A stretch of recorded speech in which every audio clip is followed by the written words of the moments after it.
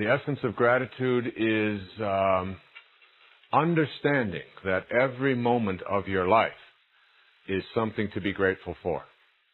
And that everything that shows up in your life is something that you will want to be expressing a sense of gratitude about. I speak often about how we take things for granted, and taking things for granted is one of the obstacles to having an attitude of gratitude. Taking things for granted very often, I've often said that I think we should have special days every year in which we appreciate all the different aspects of our being. You know, like we give thanks for our liver on Mondays, on the 3rd of January, Liver Appreciation Day. Or just try to imagine what it would be like if you didn't have that liver. There would be nothing for you to imagine. And then, for the air that we breathe, and for the ground that we walk upon, and for gravity, and for the food that we have, and for the sky, and for, our eyelids, which we just take for granted. Without them, how difficult it would be for us to get through even an hour of our day. And our toenails, and everything about ourselves. To begin to experience a sense of gratitude. Now, when we're talking about affirmations, and we're talking about manifestation, here we want to look at what it is we are asking to have manifested for ourselves. And remember, we are not creating anything, we're just redistributing, if you will. Everything that needs to be created is already in the universe. There's no place to go. I remember when the story was told of Swami Muktananda, great spiritual teacher, who was dying. And all of his devotees and students gathered around, and he was leaving. And he had announced that. His students were praying with him, and they were pleading with him, please don't go, Swami. Please, we're not ready for you to leave. And he opened his eye and looked at them and said, don't be silly. Where could I go? Where is there to go? Everything is already here. And so, when you are manifesting and you are asking for things to show up in your life, as they begin to show up in your life, learning to be grateful for this. Now, that's not so difficult. Most of us say thank you. I have a little ritual that I do every day, and that is almost every day God sends money to me in some form, particularly when I'm running. It happens virtually every day of my life. And it's a little game, a mental game that I have played with myself. I'll be out running, and I'll be thinking about all of the abundance that has shown up in my life, and how grateful I am, and how grateful I am to have my children. One of the things that my wife and I practice regularly is telling our children how fortunate we feel to be their parents. How lucky we are. Not how lucky they are to have us as parents, but how blessed and how grateful we are. And I'll often pick up my little boy or one of my little girls and just put my arms around and say, I am really lucky to have you. I'm really blessed to have you show up in my life. I feel that way about all my children. And having that kind of attitude is something that I do with everything that has shown up in my life. Because I lived a big hunk of my life without a lot of abundance, with a great deal of scarcity. But even while I was living in scarcity, there was never a sense of poor me, or I wish I had more, or even looking at other people and saying, they've got it and I don't. That attitude keeps you from being grateful for what you have.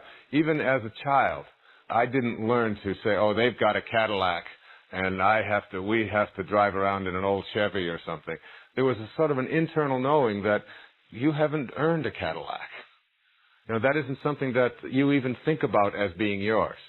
They used to talk about being able to buy a Cadillac when I was a young man, buying my first car, and they said a Cadillac cost almost $4,000. I couldn't comprehend a Cadillac costing $4,000 and having $4,000 to buy a car. It wasn't like something I would even give a moment's notice to. If other people had that was just their karma, or that was their benefits, or somehow they had done something to earn that.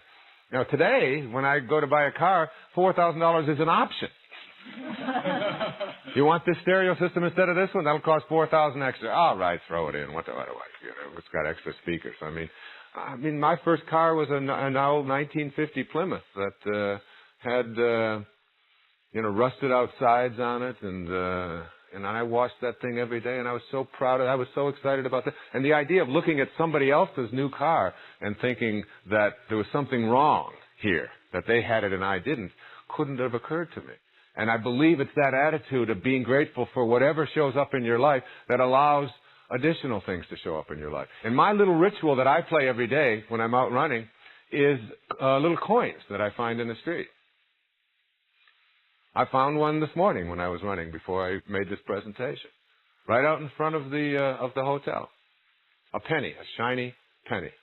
And you know, I have a I've never admitted this in public before, but I have a large jar of coins that is hidden behind, in a bookcase, behind a whole, nobody knows where this is except myself. And this contains all of the money that I have found in the last 20 years. And it's a huge amount of money. Some of it is wrinkled up bills. A lot of it is foreign money because I've run in foreign countries. And most of the coins are dirty and they've been out on the street for a long time. And there's a couple of $20 bills. There's a $100 bill in there. And every time I look at that little symbol that just keeps growing, it reminds me to be grateful. And when I pick up one of those coins, I always say, thank you, God, for this symbol of abundance that has shown up in my life. Thank you. And I put it in my pocket, and I put it away in a special way. When I get back to my office, I go to that little place, and I put it in there, and I look at that, and that's my reminder. What gratitude does is it keeps you connected to that source which brings things into your life. It keeps that connection open. The whole concept of peak experience was first talked about by Maslow in Toward a Psychology of Being. And when I first read about it when I was in my 20s, I had a lot of doubts about whether or not you could make all experiences or life experiences a peak experience. And even by definition, the word peak means that all other experiences are below it, since this is the peak, like the mountain peak. And yet I've come now at this stage of my life to know that it really comes from an absence of judging the experience and just being in it, really and truly being in it. Like when I meditate in the morning, that experience, each time I do it, and you'd think, God, you do it every single day, can it just go on being so blissful and so terrific and so wonderful? Because it really is, in fact. People ask me over and over again about meditating, does it require great discipline? And I say, well, if you want to call it discipline to go into a blissful state and just feel it's so good and so terrific, then I guess that requires great discipline. To me, that isn't great discipline at all. It's just I can hardly wait to get there. And hardly wait to sit down and give myself the opportunity to do the meditating. And each one is a peak experience. And if I do it 70 mornings in a row, each one of those, not in comparison to the other, but just in terms of what it is unto itself, becomes a peak experience. And this is what George Leonard talks about in his learning through mastery notion. That one of the things that it's really good to do is to pick out something that you do in your life, whatever it may be. For me, one of the things is tennis. I play that most days, and swimming and running and writing and things like this. Let's take tennis, for example. And he says, don't try to improve upon it. That is, don't set a lot of goals for yourself and try to get better and better and better. Just play it every day. And while you're playing it, be there. Be completely there. That is, notice everything about what you're doing while you're in it, even if you only do it for 10 minutes. Notice how your arm moves. Feel your heart beating. Notice how you're breathing. Check out the motion of your arm as you're serving. Feel your arms and legs going back and forth across the court. Notice the friction between your shoe and the court. And if it's not tennis, maybe it's doing the dishes. And instead of judging it or being angry about it or trying to improve upon it, even if it's cooking a souffle or whatever it may be there and try to be in every single moment of it. Experience it as completely as you possibly can and feel the texture of the water on your hands and feel the soap as it goes over your skin and notice how your hands move across the dish and feel the temperature of the water. In other words, be completely in it. And he said the way that you learn and get good at things is not by setting a lot of goals. He said there will be a long period of time when you will plateau. And I noticed this about myself in my tennis. I plateau sometimes for a couple of years on a particular shot, like a backhand or a serve, or even the level of tennis that I'm playing. And instead of trying to get to the next level, just stay in the level, but be there. Be there completely with it. And then you'll notice that one day you'll be at another level. It's almost like it's automatic. He did it with a form of Tai Chi, a kind of martial arts thing. And he said when he would get to a certain belt level and then try to go to the next level, he would always notice himself getting injured. Like he had 3 or 4 injuries in a row trying to go from one level belt to the next level belt. And he said it was that kind of pressure that he was putting on himself to excel and to get to the peak that prohibited him from getting there. Whereas when he just stayed with the level that he was at and noticed it and was completely absorbed in it, was in the effortless perfection of it in the moment, that after a while he would stay at that level, he would plateau, and he would be at that, and he didn't judge the plateau, and then all of a sudden he'd be at another level. He'd be at the next level belt without even having ever set the goal to be there. And then he said he might plateau there for a year, but he would still always be in it, totally, completely immersed in it, and then he'd be at the next level. And I found that same thing was true with my tennis. I now play at a much higher level than I played 4 or 5 years ago, and I've never set a goal to try to get to another level or anything like that. It's like I've allowed myself to plateau and then rise, plateau and then rise. But the secret in having a peak experience is to be in the moment. Be completely there. Don't let your body be going through one motion and your mind be someplace else, figuring out something else. Be body, mind, and soul all in whatever experience you're having. Forget about getting better at it and know that you will automatically get better at it by being in it completely, totally.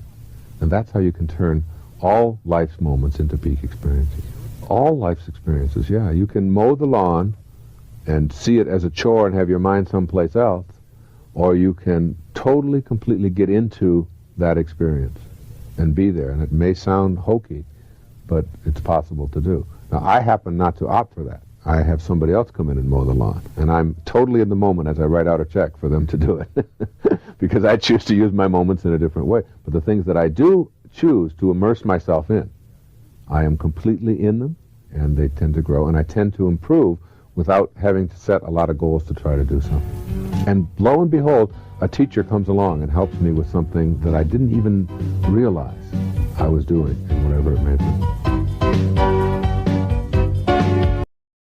Many years ago, I was with one of my daughters as she completed a lengthy program in the wilderness to help her deal more effectively with some of her teenage dilemmas. The last thing the counselor at the wilderness camp said to her was, "Remember at all times that what you think and what you do affects other people." This is true even beyond the impact we have on our friends, family, neighbors, and coworkers. I believe that we impact all of humanity. Thus, as you listen to this section, keep in mind that what you think and do affects all other people. In the book I mentioned earlier, Power versus Force by Dr. David Hawkins, he writes, quote, "In this interconnected universe, every improvement we make in our private world improves the world at large for everyone. We all float on the collective level of consciousness of mankind, so that any increment we add comes back to us. We all add to our common buoyancy by our efforts to benefit life. It is a scientific fact that what is good for you is good for me," unquote. Dr. Hawkins has backed up his remarks and conclusions with 29 years of hard research, which I invite you to examine if you're so inclined. I'll briefly summarize some of these conclusions and how they relate to the impact you have on others when you're connected to intention. In essence, Every single person, as well as large groups of people, can be calibrated for their energy levels. Generally speaking, low-energy people cannot distinguish truth from a falsehood. They can be told how to think, who to hate, who to kill, and they can be herded into a groupthink mentality based on such trivial details as what side of the river they were born on, what their parents and their grandparents believed, the shape of their eyes, and hundreds of other factors having to do with appearance and total identification with their material world. Hawkins tells us that approximately 87% of humanity calibrates at a collective energy level that weakens them. The higher up the ladder of frequency vibration, the fewer people there are in those high levels. The highest levels are represented by the truly great persons who originated spiritual patterns that multitudes have followed throughout the ages. They're associated with divinity, and they set in motion attractor energy fields that influence all of humankind. Just below the energy level of pure enlightenment are the energy levels associated with the experience designated as transcendence, or self-realization, or even God consciousness. Here's where those who are called saintly reside. Just below this level is the place of pure joy, and the hallmark of this state is compassion. Those who attain this level have more of a desire to use their consciousness for the benefit of life, rather than for particular individuals. Below these supremely high levels, which few ever attain in a permanent way, are the levels of unconditional love, kindness, acceptance of everyone, beauty appreciation, and on a more limited but nonetheless profound level, all of the 7 faces of intention. Below the levels of energy that strengthen us are the low energy levels of anger and fear and grief, apathy, guilt, hatred, judgment, and shame, all of which weaken and impact us in such a way as to inhibit our connection to the universal energy level of intention. What I'd like you to do here is to take a leap of faith with me while I present a few of the conclusions that Dr. Hawkins came to in his second book called The Eye of the Eye. Dr. Hawkins suggests that it's crucial for each of us to be aware of the significance of raising our frequency of vibration to the level where we begin to match up with the energy of the universal source, or in other words, make our connection to the power of intention. One of the most fascinating aspects of this line of research is the idea of counterbalancing. High-energy people counterbalance the negative effects of low-energy people, but it doesn't happen on a one-to-one basis because of that 87% of humanity that's in the lower weakening frequencies. One person connected to intention, as I've described it here in this book, can have an enormous impact on many people in the lower energy patterns. The higher up the scale you move toward actually being the light of enlightenment and knowing God consciousness, the more negatively vibrating energies you can counterbalance. One individual, he says, who lives and vibrates to the energy of optimism and a willingness to be non-judgmental of others will counterbalance the negativity of 90,000 individuals who calibrate at the lower weakening levels. Also, one individual who lives and vibrates to the energy of pure love and reverence for all of life will counterbalance the negativity of 750,000 individuals who calibrate at the lower weakening levels. One individual who lives and vibrates to the energy of illumination, bliss, and infinite peace will counterbalance the negativity of 10 million people who calibrate at the lower weakening levels. And he suggests that there are approximately 22 such sages alive today. And finally, one individual who lives and vibrates to the energy of grace, pure spirit beyond the body in a world of non-duality or complete oneness will counterbalance the negativity of 70 million people who calibrate at the lower weakening levels. There are approximately 10 such sages alive today. And finally, here are 2 compelling statistics offered by Dr. Hawkins in his 29-year study on the hidden determinants of human behavior. 1, and listen to this carefully, one single avatar living at the highest level of consciousness in this period of history to whom the title Lord is appropriate, such as Lord Krishna, Lord Buddha, and Lord Jesus Christ, would counterbalance the collective negativity of all of mankind in today's world. And secondly, the negativity of the entire human population would self-destruct were it not for the counteracting effects of these higher energy fields. This is very important information for you to be aware of, that just raising your energy level can impact those around you in a profound way in this world, and we need more and more people to connect to intention. The implications of these figures are immense for discovering ways of improving human consciousness and raising ourselves to the place where we match up with the same energy of intention from which we were all intended.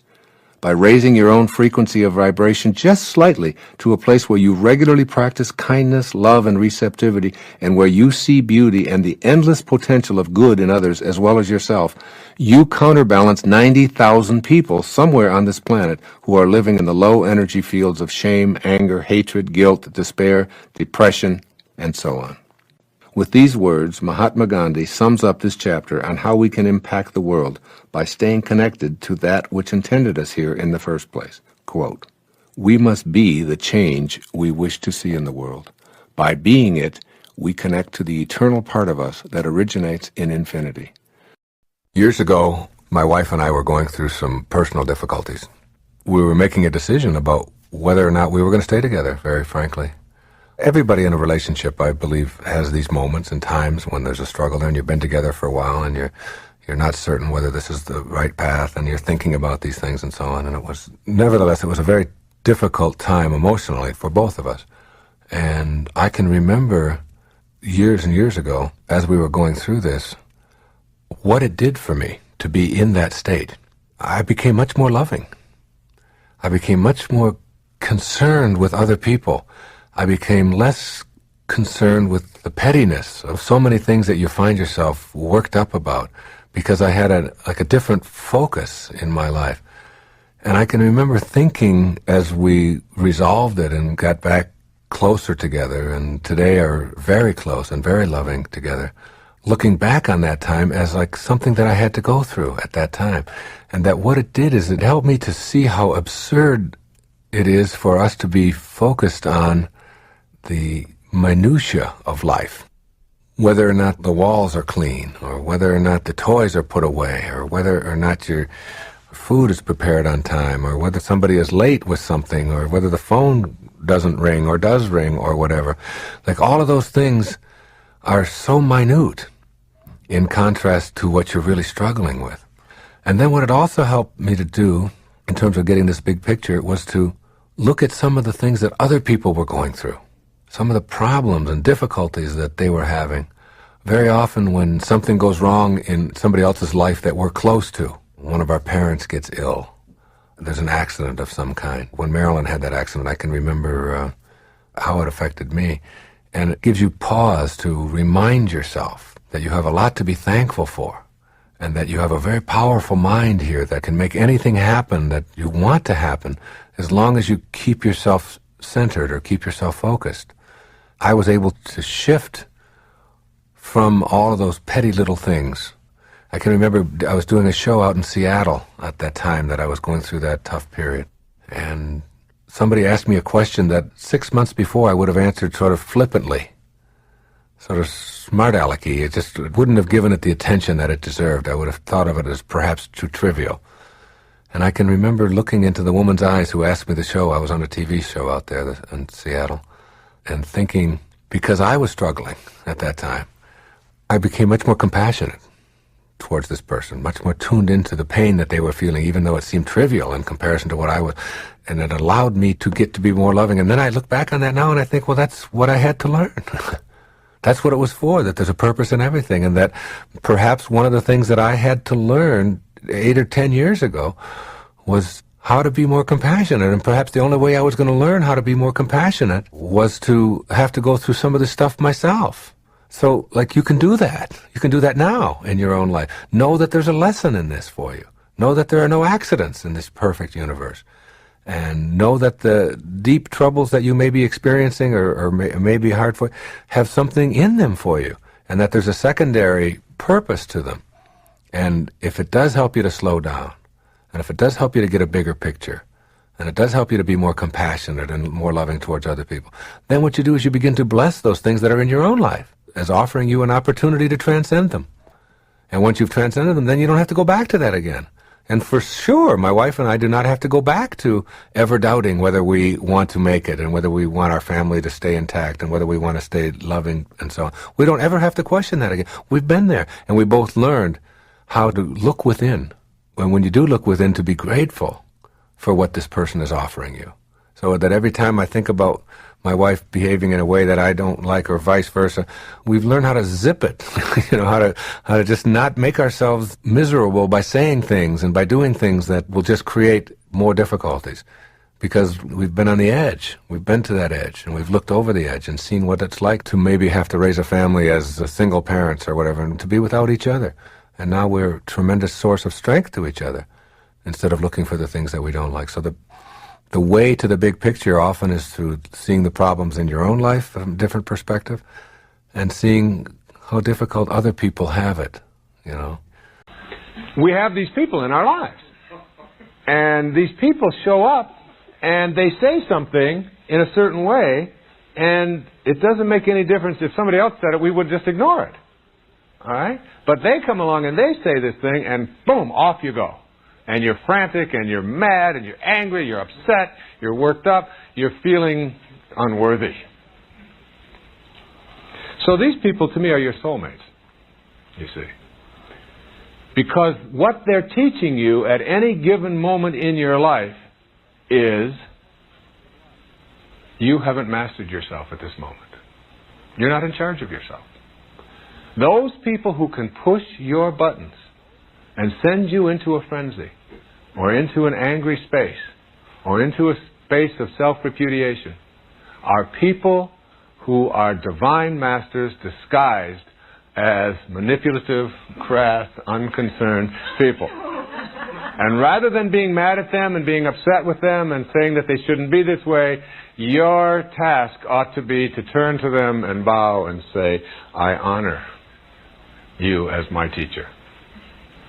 Now that's a hard thing for us to get to, but don't you all have people in your life who are just like that? And you know you're stuck with them.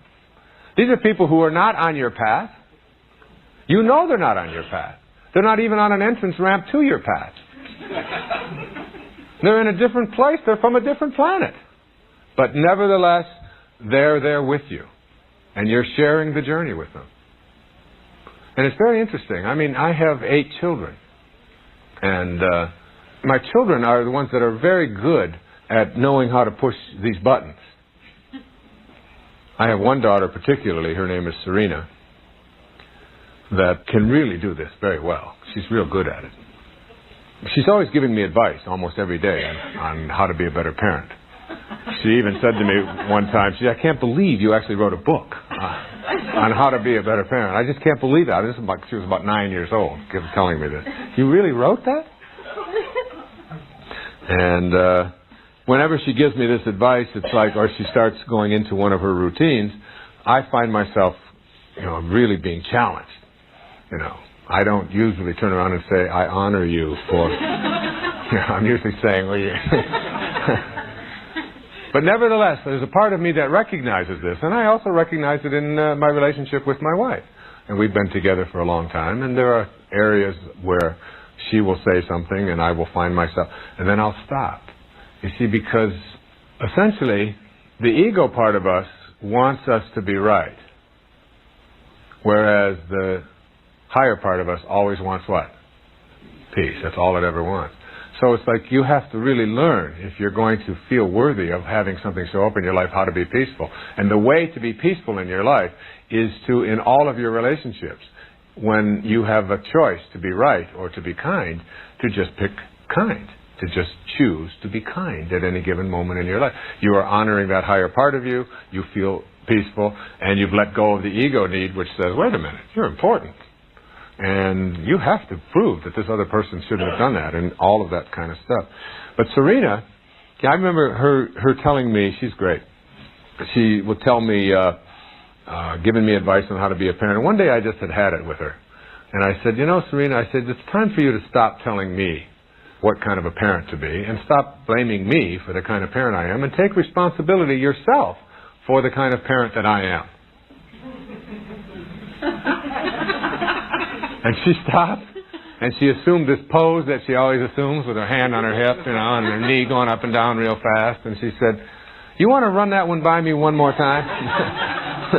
"You want me? Is that what I heard? You want me to be responsible for the kind of parent you are?" I said, "Exactly." She said, "Well, what are you talking about?"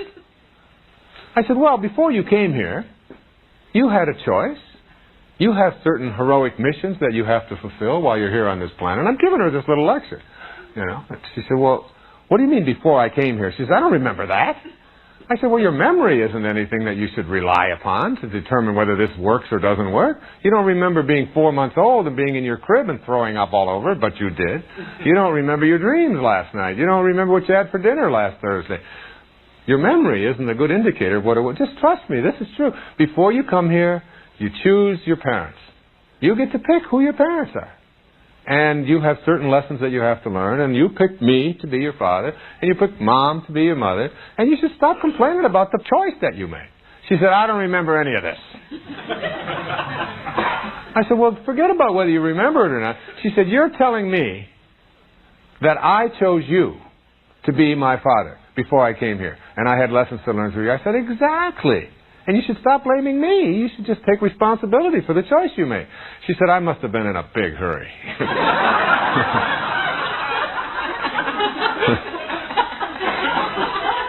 So, these are your tests, all right?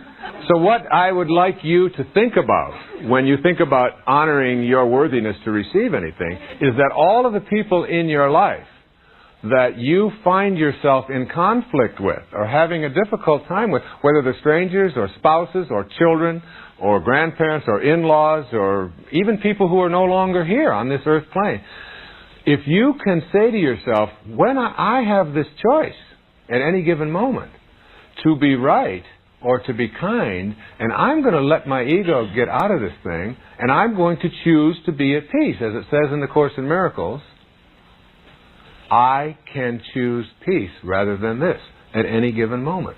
And then when you find yourself in these relationships with contentious people, and you find yourself being able to be at peace when they push those buttons, you'll know that the reason that they showed up in your life in the first place is to teach you to honor your own worthiness. That's why you're with them. That's what they're there for. These are teachers, just like you are teachers to others. And you can let go of that ego-driven need to constantly be proving yourself and to make yourself right, and to make more than making yourself right, to make them wrong, which is what we often do in this whole business of not honoring that.